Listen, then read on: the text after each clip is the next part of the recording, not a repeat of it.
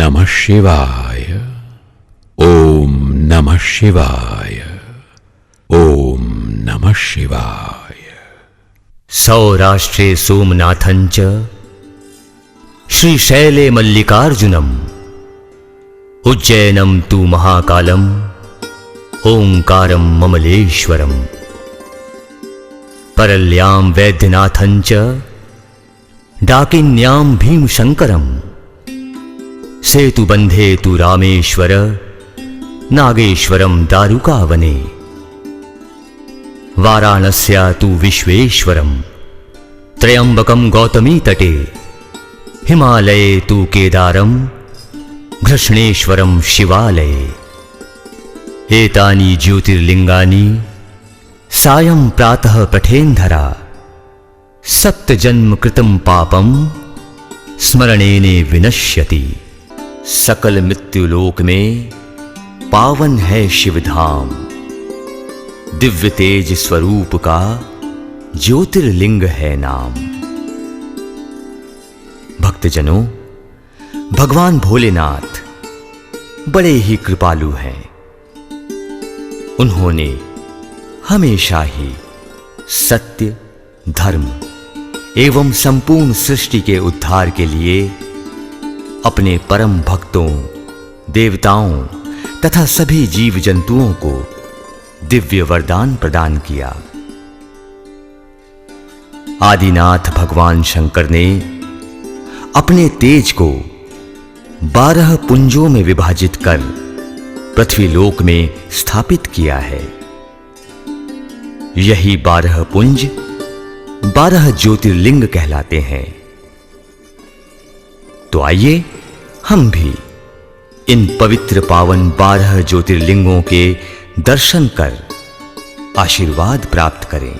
सृष्टि के रचयिता, लोक पितामह ब्रह्मा, जगत के पालन करता, वैकुंठ निवासी श्री विष्णु और तीनों लोकों तथा 14 भुवनों के संहारक परम दयालु महाकृपालु भोलेनाथ शंकर, इन तीनों देवों यानी त्रिदेवों में सबसे महान देव माने गए हैं।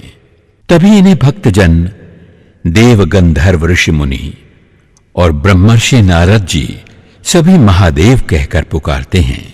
पल में क्रोधित तो पल में रीझने वाले त्रिनेत्रधारी आशुतोष प्रभु की महिमा ही कुछ न्यारी है।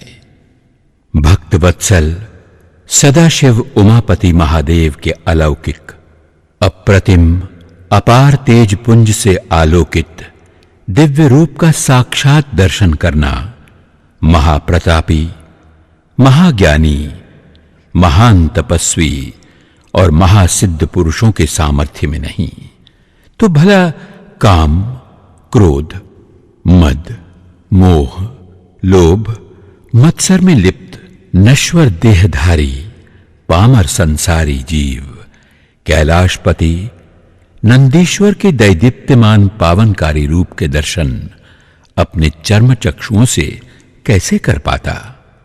इसीलिए भक्तों के तारनहार, त्रिशूल, कमंडल और सर्पों की माला धारण करने वाले शिवजी ने अपने अनंत कोटि सूर्यों के तेज से भी ज्यादा तेजस्वी स्वरूप को 12 ज्योतिर्पुंजों में विभाजित करके परम पावनकारी भारत की इस पवित्र भूमि पर 12 विभिन्न स्थानों पर 12 ज्योतिर्लिंगों के रूप स्थापित किए।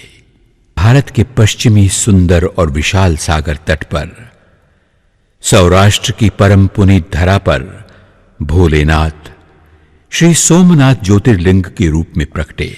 इसी तरह आंध्र प्रदेश के कुर्नूल जिले में श्री शैल पर्वत पर मल्लिकार्जुन ज्योतिर्लिंग स्वरूप में, मध्य प्रदेश की उज्जैनी नगरी में क्षिप्रा नदी के तट पर महाकालेश्वर, मध्य प्रदेश में ही पावनकारी नर्मदा मैया के 2 दिशाओं में विभक्त होने से बने मानखात द्वीप पर शिवपुरी नामक स्थान पर ओमकारेश्वर, संतों और महात्माओं की पुण्य भूमि महाराष्ट्र प्रांत के बीड जिले में परली नामक गांव की गौरव गाथा बढ़ाने वैद्यनाथ ज्योतिर्लिंग के रूप में इसी प्रांत में स्थित पुणे जिले के खेड़ क्षेत्र में नयन रम्य सहयादी पर्वतमाला पर भीमाशंकर, भारत के दक्षिणी छोर पर सागर तट पर बसे हैं श्री रामेश्वर।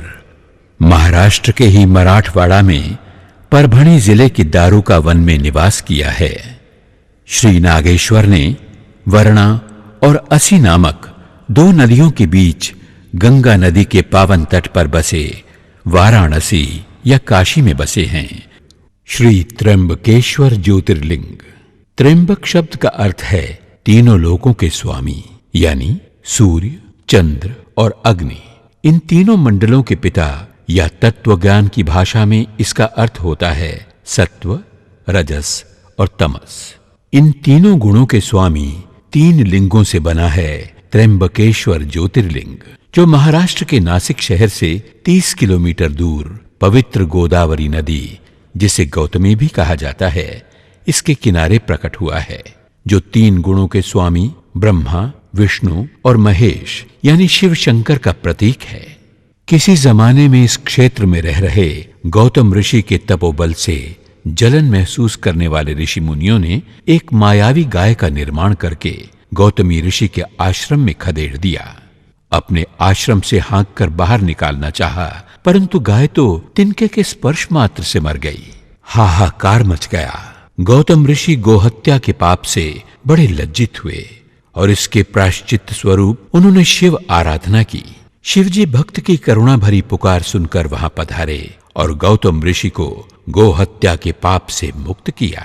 गौतम ऋषि ने गाय को पुनर्जीवित करने और नश्वर देहधारी संसारी जीवों के कल्याण हेतु पावन गंगा को वहां से प्रवाहित करने का वरदान मांगा, जिसे भोले शंकर ने तथास्तु कहकर फलीभूत भी किया। गोहत्या के पाप विमोचन के समय सभी ऋषि मुनियों के साथ ब्रह्मा और विष्णु भी वहां पधारे थे। गौतम ऋषि ने उन तीनों से त्र्यंबकेश्वर ज्योतिर्लिंग स्वरूप में वहां स्थापित होने की याचना की। भला सच्चे भक्त की याचना को ईश्वर ने ठुकराया है कभी? आज भी सिर्फ अंगूठे के आकार जितने 3 लिंग विद्यमान हैं, जिन्हें ब्रह्मा, विष्णु, महेश कहते हैं।